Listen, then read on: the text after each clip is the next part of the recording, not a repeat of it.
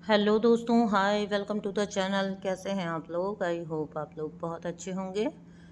आज का ये जो वीडियो मैं आपके लिए बनाने जा रही हूँ, ये कुछ ऐसे इंसिडेंट्स हैं जहाँ मैं बताने जा रही हूँ आप लोगों को कि कर्म का सिद्धांत काम करता है, इट रियली वर्क्स। और जब डिवाइन का डंडा घूमता है तो फिर उससे कोई बच नहीं सकता। ठीक है, तो कर्म का सिद्धांत किस तरह से काम करता है ज़रूर से देखिए, सुनिए, क्योंकि आपको डराना मकसद नहीं है, लेकिन किस तरह से अपने कर्मों को राइट रखा जाए। क्योंकि डेफिनेटली ऐसे वीडियोस की तरफ वो लोग तो आएंगे नहीं जो कल्प्रिट है। अगर देखेंगे तो भी छुप छुप के देखेंगे, बट आपको समझ आएगा कि हमें जो एक जीवन मिला है ना, ये इतना प्रीशियस है। और यहाँ पर हम जो कुछ भी कर रहे हैं उसका रिप्लाई आता है। इंसान अपने आप को, मिले हुए शरीर को, अपनी परिस्थितियों को, अपनी अच्छी परिस्थितियों को, अपने प्रारब्ध में लेकर आए हुए अच्छी चीज़ों को कई बार मिसलीड कर लेता है, मिसअंडरस्टैंड कर लेता है कि वो किसी तरह से प्रिविलेज्ड है सब कुछ करने के लिए, उसको अलाउड है सब कुछ टॉक्सिसिटी करने के लिए, क्योंकि करंट में उसे दिख रहा होता है कि उसके वक्त अच्छे चल रहे हैं। तो वो सोचता है इंसान कि वो चाहे कुछ भी कर ले, उसके लिए तो भैया बुरा भी अच्छा ही फल लेकर आएगा। और इस घमंड में इंसान आगे से आगे बुरी चीज़ें और ज़्यादा करता जा रहा है, जबकि उसको ये पता ही नहीं है कि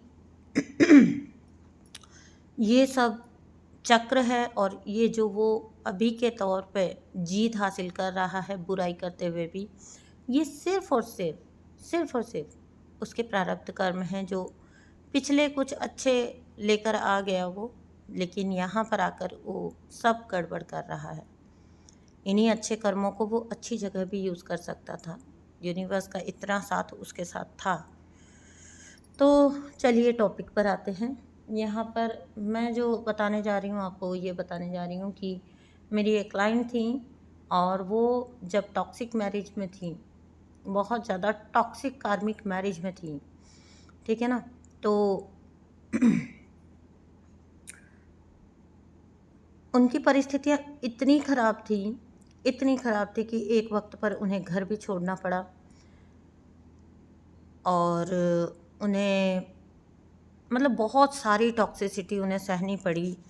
बहुत ही ज़्यादा डेविलिश एनर्जी के साथ वो थी, ठीक है। तो एक टॉक्सिक मैरिज में रहते हुए उन पर जो कुछ भी बीत रहा था, लेकिन क्योंकि उनमें स्पिरिचुअल समझ थी तो उन्होंने इस चीज़ को धैर्य के साथ लेना चूज़ किया, इसको अपनी स्पिरिचुअलिटी से जोड़ के देखा। और फिर बहुत सारे सूदिंग वीडियोस वगैरह भी, सूदिंग कंटेंट भी मिल जाता है जो आपको बताता है कि ये आपका स्पिरिचुअल अवेकनिंग का वक्त है, ये आपका dark night of the soul है। ऐसे सब जोन में वो जब थी, और वहाँ पर उनके ना एक मेल फ्रेंड थे, ठीक है, जो कि अनमैरिड थे। उनके एक मेल फ्रेंड थे जो अनमैरिड थे एंड उनमें इंटरेस्टेड थे। अभी जब ये बंदी अपनी ही लाइफ में इतने सारे चैलेंजेस को फेस कर रही है, तो उनका ध्यान डेफिनेटली ऐसी चीज़ों पर नहीं जाने वाला। जो ये जो मेल फ्रेंड थे, ये सिर्फ और सिर्फ उनके साथ मौज मस्ती का रिश्ता रखना चाहते थे, as a friend, but friend with benefits, ठीक है। कोई बिना, विदाउट एनी कमिटमेंट और without any love and without any compassion, that person only want to take advantage of इस लेडी के परिस्थितियों का एडवांटेज वो पर्सन लेना चाहता था बेसिकली। तो लेकिन फिर भी ये लोग, मतलब वो डिनाई, एक उनका था उस साइड, तो डिनाई था कि वो पर्सनली तो उनके साथ नहीं जा रही थी, किसी भी तरीके से पर्सनल वे में नहीं जा रही थी, लेकिन ये बात सच है कि वो उनको एज अ फ्रेंड अपनी लाइफ में रखे हुए थी। कभी कुछ शेयर कर लेना, कभी कुछ बात कर लेना। उनको ये भी पता था कि ये पर्सन मुझ में इंटरेस्टेड है बहुत ज़्यादा, लेकिन मैं इनको, ये चिढ़ते हैं क्योंकि मैं इन्हें भाव नहीं देती हूँ, लेकिन फिर भी एज अ फ्रेंड वो इंसान, उनकी फ्रेंड भी नहीं कहेंगे हम तो इसको, वो सिर्फ ऐसे ही उनकी लाइफ में उनका एग्जिस्टेंस तब तक था।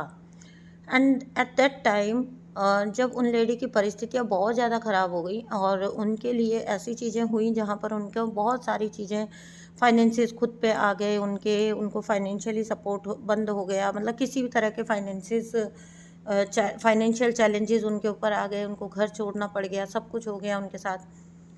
At that time this male friend, जिसको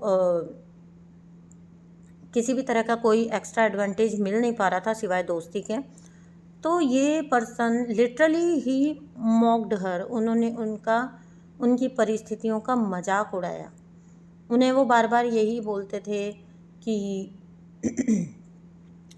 ठीक है तुम एडजस्ट करो, देखो तुम्हारी लाइफ ये वो, ऐसा सब। इतना भी, ये तो मैं ज़्यादा बोल रही हूँ, ठीक है ना।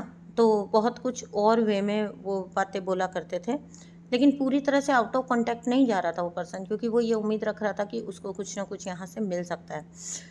ओके, क्योंकि एक जब ऐसी परिस्थिति में औरत होती है ना, तो किसी को भी रहता है कि हाँ फ़ायदा उठा लो यार, क्या फ़र्क ही क्या पड़ रहा है, ठीक है। Very attractive lady, but at the same time बहुत ज़्यादा अपने चैलेंजेस को फेस कर रही थी, बहुत दुखी थी, नॉलेजेबल थी, लेकिन वो नॉलेज उनको अपने फाइनेंसेस को गेन करने पर लगानी पड़ रही थी, ठीक है। तो ये पर्सन का क्या होता है कि जब ये लेडी भाव नहीं देती है इनको, मतलब वो सब चीज़ें इनके साथ नहीं इन्वॉल्व होती हैं, आफ्टर दैट ना एक पॉइंट ऐसा आता है जहाँ पर ये पर्सन की एंगेजमेंट हो जाती है, ठीक है। और ये पर्सन एंगेजमेंट होने के बाद उस लेडी को इस टाइप का एटीट्यूड दिखाता है दैट उनकी जो फियांसे है वो इस लेडी से तो कहीं बेहतर है, वो इतना इंटरेस्ट वो होता है ना, खिसियानी बिल्ली खंबा नोचे वाली बात थी, ठीक है।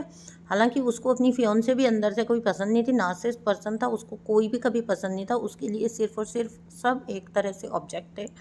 लेकिन फिर भी इस लेडी को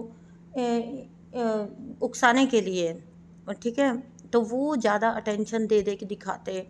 एंड जब कभी ये लोग मिलते, जब कभी ये लोग बैठे हैं, तो जानबूझ के अपनी फियांसे को उसी टाइम पर वीडियो कॉल करना, उसके साथ बातें करना, ऐसा दिखाना कि इन लोग का रैपो बहुत अच्छा है। तो बेसिकली ना इन लेडी को भी समझ आता था कि इनडायरेक्टली ये पर्सन इनको समझाना क्या चाहता है। मैं बताती हूँ क्या समझाना चाह रहा था वो। उस पर्सन का ऐसा था कि वो ये चीज़ का घमंड दिखा रहा था इन लेडी को कि मतलब देखो तुम्हारा सब लूट चुका है, तुम्हारा सब खराब हो चुका है, और मुझे देखो मेरी लाइफ में खुशियाँ ही खुशियाँ हैं। और तो मतलब इनडायरेक्ट वे में ये सब हरकतों का मतलब यही था। कोई भी इंसान समझ सकता है जिस पर ये बीत रही होती है, तो समझ आता था कि वो इंसान ये दिखाना चाहता है कि अम, तुम्हें अपने ऊपर मतलब तुमने मेरी बात को नहीं माना, तो अभी देखो मुझे तो इतनी अच्छी लड़की मिल गई है और मैं तो इतना ज़्यादा खुश हूँ, सुखी हूँ। इस बंदी को, बेचारी को इसी चीज़ से फुर्सत नहीं है कि वो अपनी जीवन थोड़ा संवार ले, अपने फाइनेंस थोड़े ठीक कर ले, अपने बच्चों के लिए कुछ गेन कर ले। इनको इसी से फुर्सत नहीं है। उधर से जो उनके कार्मिक हस्बैंड की जो टॉर्चर टाइम टू टाइम उनके जो आते रहते थे चैलेंजेस उनकी तरफ से, तो उनको फेस करना। इनको कहाँ इतनी फुर्सत की ये बैठ के ये सब सोचे। इन्होंने जब वो पर्सन ऐसी ऐसी हरकतें करता, क्योंकि वो खाली है भाई, उसके पास टाइम ही टाइम है, ठीक है। उसको आपने चिढ़ा दिया है इंटरेस्ट ना दिखा के, तो उसके पास टाइम ही टाइम है, और वो उसके जीवन में उसको लग रहा है कि सब कुछ अच्छा ही चल रहा है, तो वो लिटरली इतना ज़्यादा चिढ़ाना दिखाना। और ये लेडी बोलती हैं कि जो व्यक्ति एक वक्त पे मेरे आजू बाजू घूमता था, उसको फेस पे मैंने वो घमंड देखा है, इतना घमंड। और इनका हर बात पे अपमान करना, इनका हर बात पे इनको छोटा दिखाना, अपनी फियोंसे के आगे छोटा दिखाना, ठीक है। तो बट इनके पास इतनी फुर्सत नहीं थी कि ये उसकी चीज़ों में इंटेंगल हो, तो इन्होंने सब कुछ डिवाइन पे छोड़ दिया। इनको डिवाइन पे भी क्या ही छोड़ना था, वो तो एक पराया इंसान था। तो इन्होंने ऐसा ही सोचा कि ठीक है कोई बात नहीं, कर लो भाई, तुम भी इतनी दुनिया कर रही है तो तुम भी कर लो। इनका एटीट्यूड सिंपली ऐसा था। इन्होंने कभी कोई फ़र्क अपने दिल पर नहीं लिया। After that that person got married to that lady. उस लड़की के साथ वो शादी में चला गया वो इंसान, और उस इंसान ने उसके बाद मतलब इन्होंने भी उसके लिए सब दरवाजे बंद कर दिए। जब 5-7 बार ऐसा एटीट्यूड देखा गंदा वाला, तो उसके बाद हम खुद ही बैक ऑफ कर लेते हैं और ऐसा सोचते हैं कि ठीक है, क्या फ़ायदा भी क्या हो रहा है कांटेक्ट में रह के ना।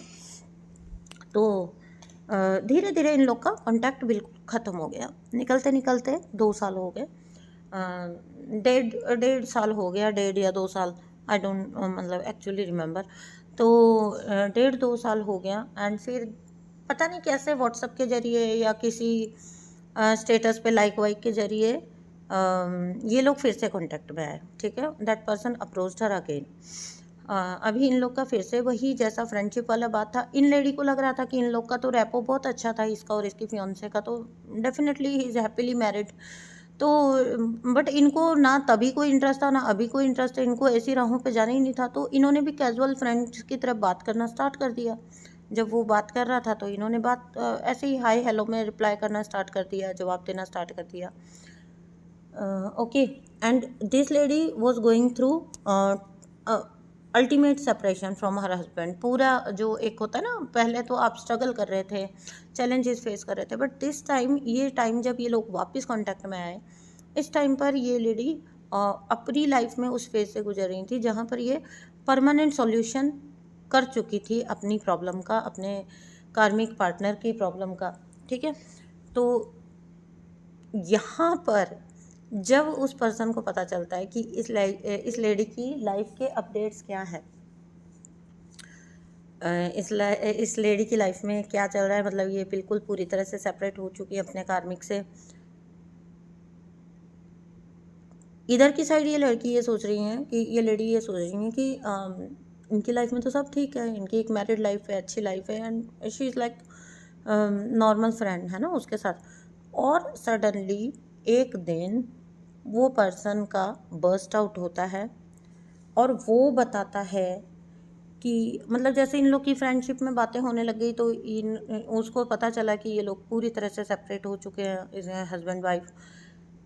तब वो पर्सन भी खुलता है अपनी तरफ से और वो बोलता है कि यार मुझे भी तो बताओ कि कैसे सॉल्यूशन निकालूं इस पागल औरत का, अपनी वाइफ के लिए जिसके लिए वो इतना घमंड दिखाता था वक्त से पहले, जिसको उसने बहुत एनालाइज कर लिया था, बहुत ज़्यादा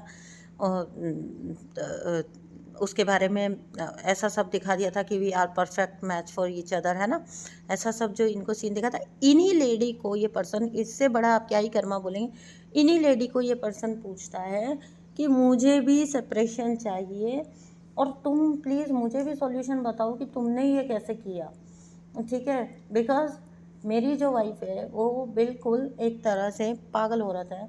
ठीक है, बात बात में बहुत बहुत आर्ग्यूमेंट्स इन लोग के होते। इवन इनफैक्ट इस पर्सन ने अपनी बीवी को थप्पड़े मारे, इनकी बीवी ने रिटर्न में इनको थप्पड़े मारी। ठीक है, तो इतना ज़्यादा इन लोग में धक्का मुक्की तक हुआ एंड नाउ उनकी वाइफ उनके साथ स्टे नहीं करती हैं। ठीक है, तो इनको उनकी ये उनसे बस टच में थी, बट इनको उनकी लाइफ का अपडेट कुछ नहीं पता था। इन लेडी का मुंह खुला का खुला रह गया कि ये क्या हुआ भाई, मैं तो सोचती थी तुम लोग तो परफेक्ट हो एक दूसरे के लिए। बोलता काहे का परफेक्ट, तुम तो मुझे ये बताओ कि मैं कैसे इससे पीछा छुड़ाऊँ।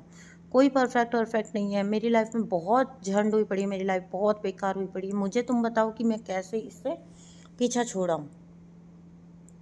अब यहाँ पर देखिए, एक वक्त पर इस लेडी की शादीशुदा ज़िंदगी का तुमने मजाक उड़ाया था, ये दिखा दिखा कर कि मेरी जो मैच है, मेरी जो होने वाली वाइफ है वो इतनी परफेक्ट है, इतनी अच्छी है, और आपके चेहरे पर घमंड टपक रहा है, आपके एक्शंस में घमंड टपक रहा है, आप पता नहीं उस पर फूले चले जा रहे हैं। जिस बंदी से अभी आप लाइफ में आए भी नहीं है, 1-on-1 डील भी नहीं किया है, तो वक्त से पहले ना बहुत ज़्यादा चीज़ें एनालाइज करना इट्स नॉट गुड।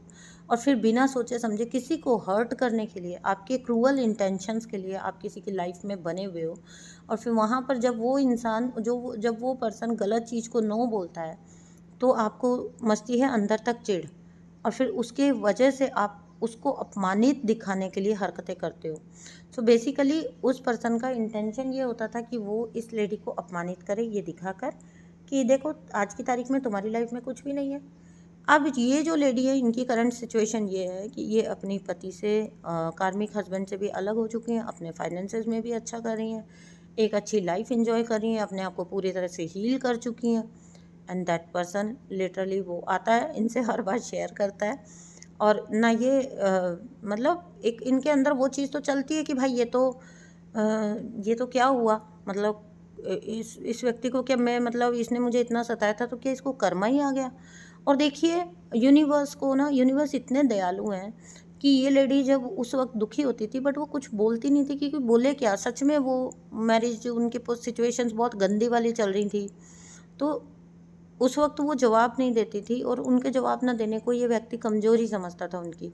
तो लिटरली यूनिवर्स ने कैसे भी करके इन लोग को, बिल्कुल इनका कॉन्टैक्ट टूट चुका था, बट लिटरली यूनिवर्स ने इनको कॉन्टैक्ट में लाया सो दैट उसी के मुंह से उसकी परिस्थितियाँ इनको बता सके। आज ये लेडी अपनी लाइफ में अच्छा कर रही हैं। शी इज़ उस टाइम पर उनमें कॉन्फिडेंस की कमी थी, उनके फाइनेंसेस अच्छे नहीं थे, उनकी लाइफ अच्छी नहीं थी, उनका हस्बैंड उनके सिर पे बैठा रहता था हर वक्त, उनको तंग करने के लिए, सताने ना करके हथकंडे अपनाना। तो यहाँ पर आपको ये समझने की ज़रूरत है कि यूनिवर्स बहुत दयालु है, बहुत दयालु। जब हम बोलते हैं ना कि बुरे को तो बुरा मिल ही नहीं रहा है, अरे भाई बुरे को बुरा मिल रहा है। ये 1.5-2 साल तक दूर बैठी, कभी अगर इनको मान लो कि ख्याल आता भी हो तो इनको लगता होगा कि हाँ ठीक है, उसने एक शादी करी, अभी वो ठीक होगा, उन लोग का तो पहले ही बहुत बनती थी। बट आपको इंटरनली नहीं पता चीज़ें क्या चल रही हैं। लिटरली उन लोगों ने एक दूसरे को, मैंने जैसा कि बोला आपको कि धक्का मुक्की भी की है, थप्पड़े भी किए, मार पिटाई भी की है एक दूसरे के साथ, जिस लेडी के लिए वो इतना घमंड बताता था। इस पर्सन को पता नहीं क्या क्या बोल के वो गई है, और इस पर्सन ने लिटरली अपने मुंह से सब कुछ इस लेडी को बताया है कि देखो उसने मुझे ऐसा बोला, ऐसा बोला, ऐसा बोला। वो लेडी बोलती है, वो जो इनकी उसकी वाइफ थी, वो बोल के गई है कि तू नालायक है, तू किसी काम का नहीं है, तेरे साथ तो मुझे पता होता तो मैं शादी ही ना करती कभी, पता नहीं क्या क्या। एंड इसी बीच में इन लोग का आर्ग्यूमेंट भी हुआ, मार पिटाइयाँ भी हुई हैं इनकी, बहुत सारा फैमिली का भी बहुत सारा रायता फैल गया। तो और अभी ये पर्सन परमानेंट सॉल्यूशन ढूंढ रहा है कि कैसे मैं इस लेडी से पूरी तरह छूट जाऊं। तो ये होता है कर्म का सिद्धांत। कभी घमंड मत दिखाओ किसी चीज़ का, जिस चीज़ का आपने घमंड दिखा दिया ना, वो चीज़ तो टूटना ही टूटना है, ठीक है। तो जिस भी चीज़ का आपने घमंड बता दिया, वो चीज़ जाने ही जाने हैं आपके लाइफ से। सो ये थी एक स्टोरी, मुझे लगा आप लोगों से शेयर करती हूँ। आगे भी कुछ स्टोरीज़ में लेके आऊँगी। ज़िंदगी में जो अनुभव में देखने को मिलते हैं वो मैं आपके साथ शेयर करूँगी। अगर किन्हीं 2 लोगों ने भी समझ ली, और अगर कोई छुप छुप के कार्मिक लोग भी सुन रहे हैं, तो उन्हें भी पता लगेगा कि क्या नहीं करना चाहिए। अगर किसी को भी एक लाइट मिल जाए, एक इंस्पिरेशन मिल जाए, तो क्या ही बुरा है, ठीक है ना। कार्मिक भी इंसान ही है, और इंसान जब सुधरने का डिसीज़न ले, जब ग्रो करने का डिसीज़न ले, तब वो कर सकता है। Thank you for listening. मैं मिलती हूँ आपसे नेक्स्ट वीडियो में। ऐसे ही कुछ वीडियोस में आपके लिए और लेके आऊँगी, जो मेरे जीवन में मैंने देखी हैं कहानियाँ, उनके बारे में। आप अपना ध्यान रखिएगा। Thank you so much. Bye bye.